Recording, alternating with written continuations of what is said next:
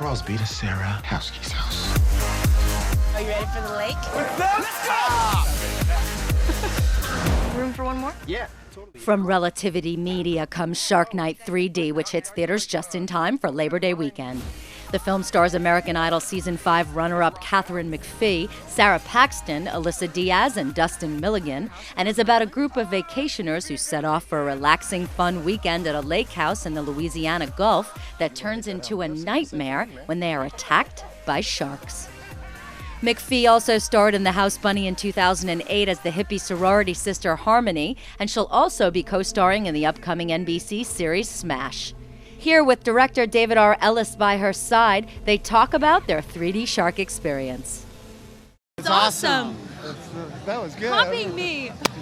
It's really cool. I think Relativity did Really nice job. a really nice job. Very classy. They're a classy outfit. They're doing an amazing job promoting their film, our film, and all of us. So we're stoked.